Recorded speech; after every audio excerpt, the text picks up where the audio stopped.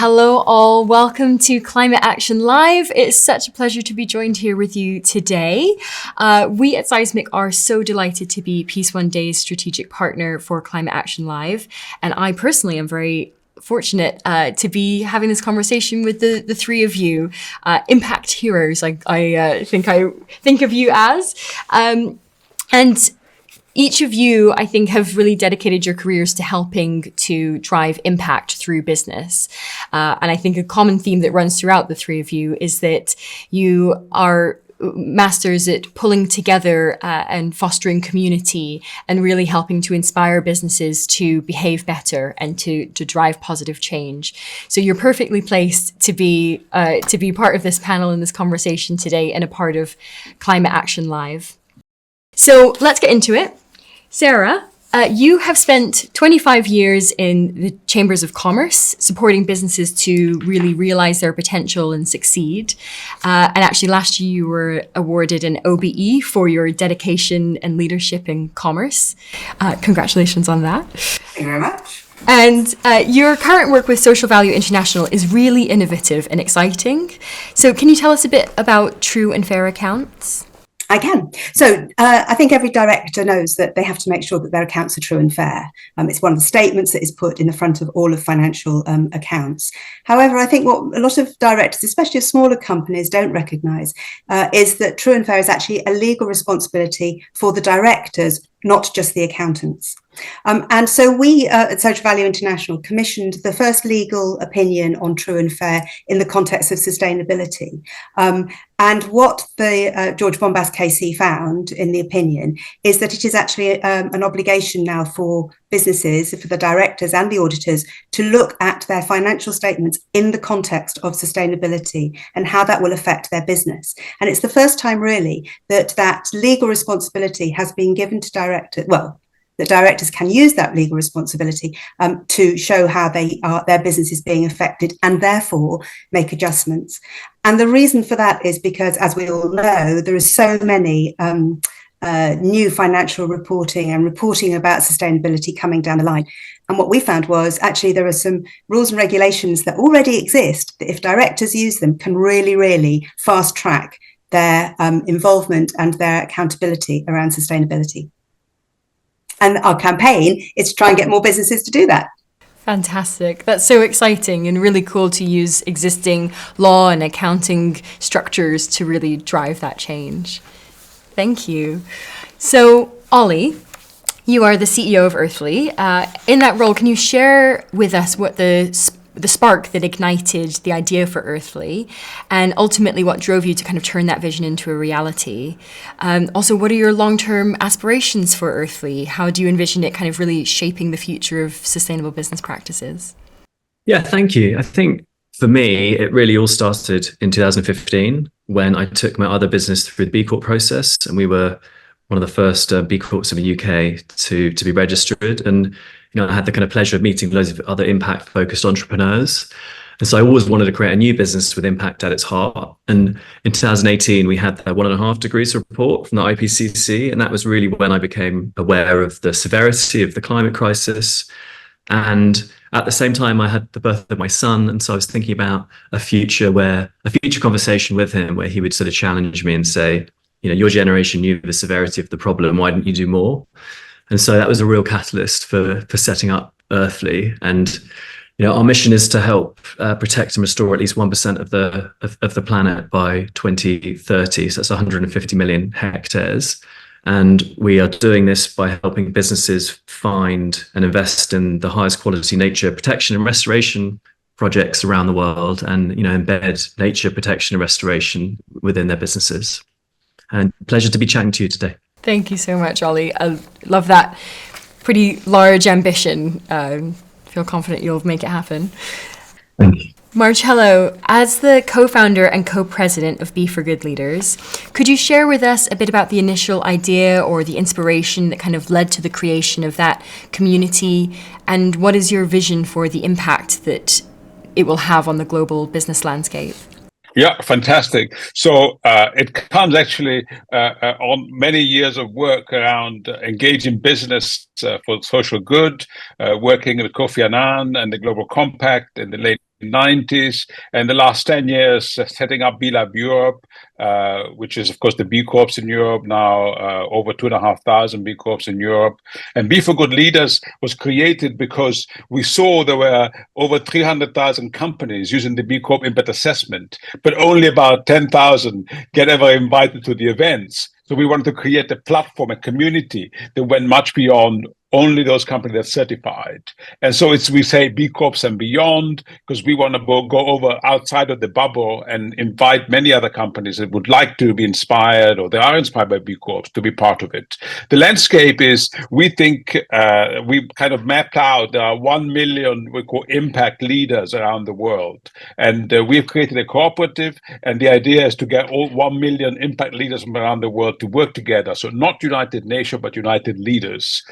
So we had got all the energy and the momentum and the discipline that comes from the BIA, and I will say that later, also the benefit corporation legislation, which exists now in 9 countries and ties very well with what Sara was saying about the duties of corporate directors.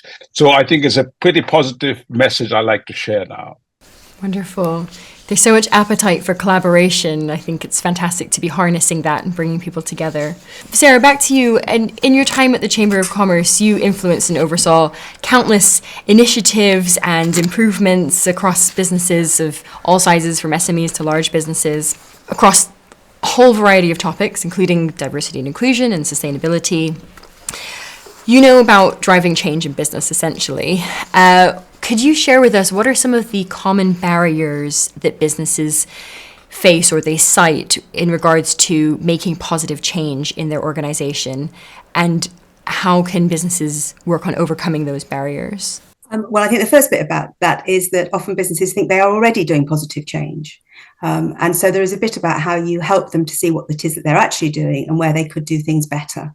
I think that in my time of working in chambers, there are very few businesses who have ever said that they really want to rape and pillage the planet or want to exploit people. Most businesses really want to try and do something that is at its heart good for the community and good for their society. So I think it's really helping businesses to understand what it is that they're already doing, helping them to recognize that and to see how they can maximize that to do more. So I think that's the first bit. And then I think the other bit is to make it in language that businesses understand. They don't have to spend hours and hours reading vast tomes of information to try and understand what it is that they can start to do. And once they have made the first step, then they're committed and then they're hooked, and then they can read all of the information, then they can start to do something. But it's actually helping them to make that first step, I think, is really important. And I think one of the best ways of doing it is also having a peer group around you so that you can see how other people are doing it.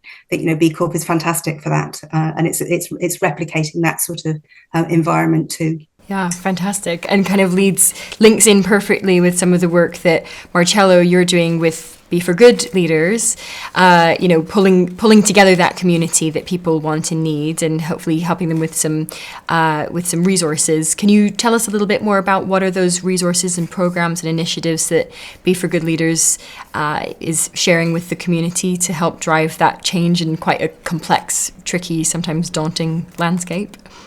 Certainly. So the first thing is that Be for Good Leaders is a cooperative. We say it's the first cooperative for the planet. Entrepreneurs for the planet. So we created it like that under Dutch law, using a very traditional model of cooperatives, which has 2 small foundations on top. It's owned by all the members. We have 2,500 members, and inviting members one by one from B Corps and beyond B Corps. Specific programs, we started 3 years ago with what we call the Leader Circles. The Leader Circles are self-organized groups of leaders, 7 or 8, that meet every 2 weeks. And now we are rolling it out to the 2,500 members. And they are not just about leadership, but they're about, we've chosen 7 themes in the last couple of years for our work: sustainable finance, corporate activism, director's responsibility, tech for good, etc.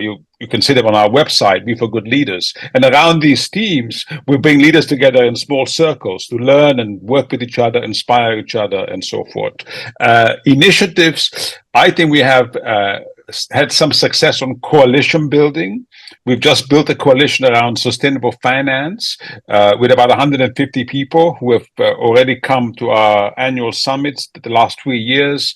There's big banks, small banks, impact investors, B Corps, all working together, investing in each other's companies, or at least sharing what they're doing, so that investors will have an easier job in selecting the best possible, of course, investment opportunities.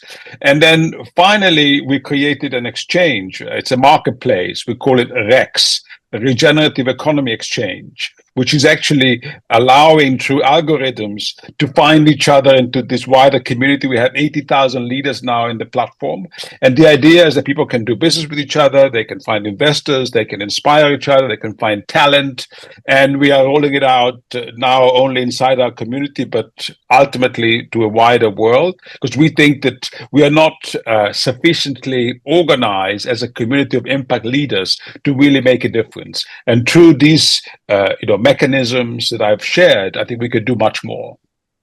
Brilliant. Yeah, we definitely need to do more. And obviously the theme of today is about action.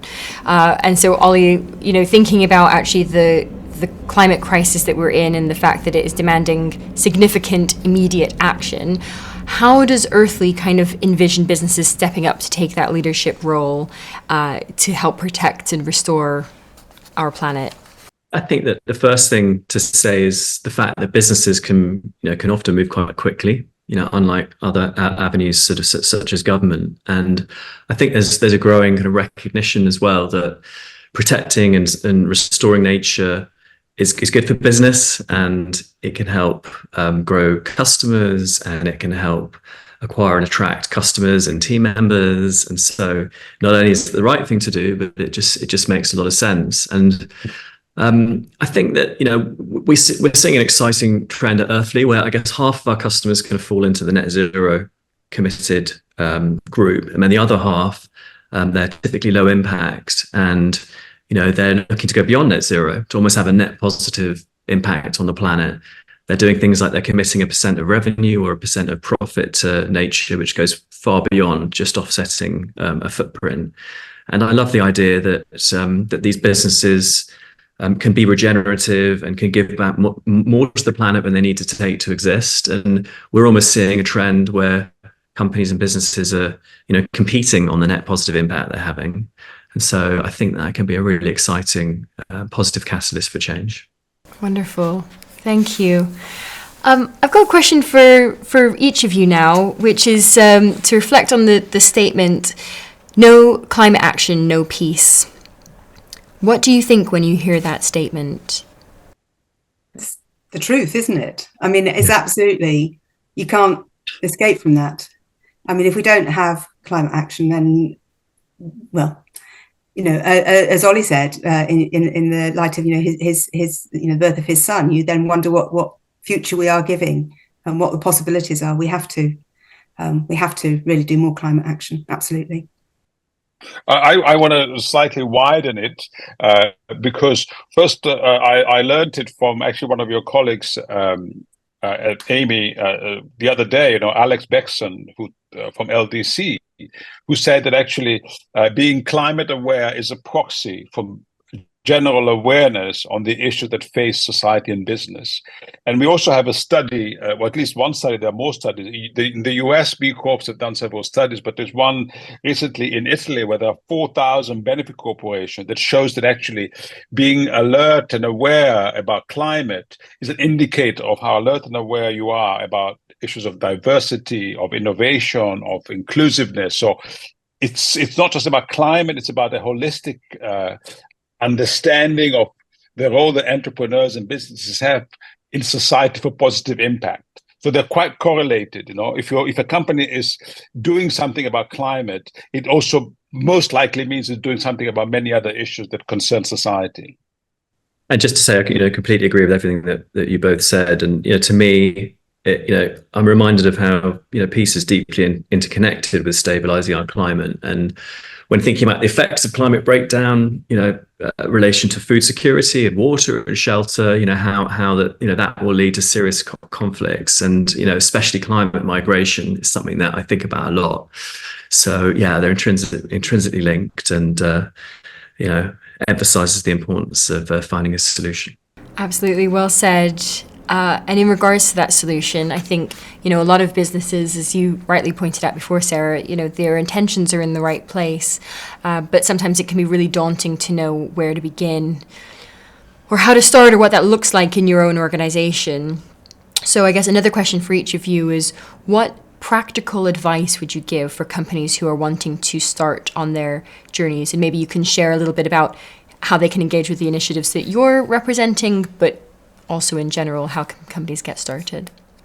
If you haven't started, start. If you've started, continue, and nobody should stop, because whatever you're doing, we need to keep going as much as possible, because as I think, Ollie said that, and Marcello said, that commitment is the starting point. I think the bit for me that matters a lot is businesses looking at how they make decisions, what options they have within decisions, how they make those decisions, how they think about the wider implications of their decisions, how they think about the wider stakeholders. There's a new legal opinion that says, every director every boardroom should have nature at the table, so that people really, really consider it. And I think that's really important, that it's that building that into every decision-making process within any company. And that awareness will then start to make that transformation.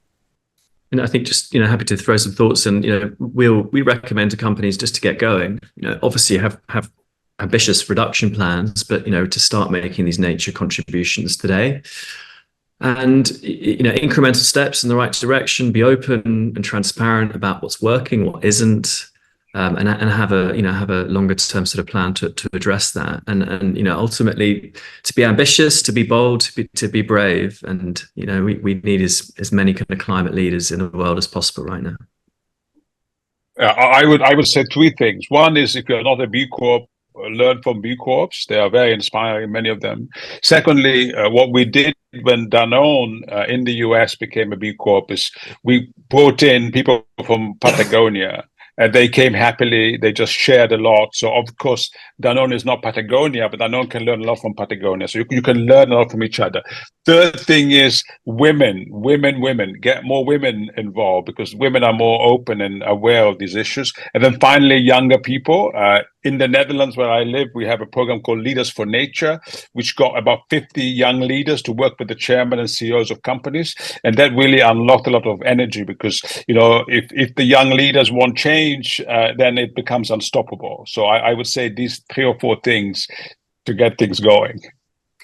And can I just build on that as well? I think the important about all of this is to make sure that it's not an extra. This is hard baked into your business. However you choose to do that, because if it's always seen as an extra, it'll be one of those things that will drop off the list when the economic situation gets tough, or there's some other issue that has to be dealt with. It has to be integral into your business. So I would say it has to be in your accounts, but because that then really does make sure that it is in your business completely. It's got to be a core part of the strategy, for sure. So wrapping up, I wish we could have this conversation for hours, but wrapping up, maybe could each of you just quickly say, Marcello, how can people get involved in Be for Good Leaders if they want to become a part of the community? So far, it's by invitation, because we say we don't want criminals or greenwashers. We only want people who are really, serious about the commitment. But we have a website, beforgoodleaders.org, and people can request to be invited. Normally, 2 other members can nominate new members. So that's the way to go. And, it's important in these kind of communities to stay with our values and walk the talk. So that's why we have this system of nomination. Thank you. Okay, great. And Ollie, should people check out your Earthly website if they want to? Yeah, earthly.org, and to learn more about the projects that we are supporting, and we have a tool that basically screens nature-based projects around carbon, biodiversity, and social impact, kind of de-risk businesses' investments. So yeah, it's all on the website. Such a helpful tool, really useful to kind of visualize it and put things into perspective. Fab. And then Sarah, what if people want to start, take your advice and start integrating true and fair properly into their accounts? How should they? Well, they can look on socialvalueinternational.org's website for some information about how it has been done and the information from the legal opinion. But the really nice thing about this is that you don't have to do anything else. You just start talking to your fellow directors, your accountants, your auditor, and start to put this into your accounts. Start to look at what your whatever it is that you want to calculate. The example that's on the website is the social cost of carbon. And so it was a carbon calculation, but there are other things that you can do. And you start working out what that is. Talk to your auditor about finding an auditable way in which you can build that into your financial statements, and jobs are good. Perfect. It's really living up to that statement that accountants will save the world. So absolutely. Living that in never thought I'd say that. I never thought I'd be subscribed to that, but I do now completely. Yeah, there we go. Brilliant. Thank you so much. Any final words of inspiration for the thousands of people who are watching today? No pressure, but... Well, I'm very inspired by all of you, and certainly by Sara. Sara, I think you and I should talk about how do we get corporate directors much more onto this pathway. And by the way, we had 2 weeks ago a summit in Amsterdam with Prime Global, which is a group of accountants, did a whole session on accountants for good, which was one of the best sessions. So completely agree with you. Accountants could save the world. Just going to say, look, it's the climate and the biodiversity crises affect everyone around the world. And so could the greatest challenge to affect humanity be the thing that brings us all together, for peace and to enable our survival on this beautiful planet? That's a really beautiful thought. Let's channel that and hope that that's absolutely what happens. Thank you to each of you very much. Thank you, Ollie, Marcello, Sara. It's been so great to speak with you. And let's go forth and take some action. Fantastic. Thank you very much, Amy. Thanks, Amy. Very nice to be with you. Thank you. Nice to meet you all.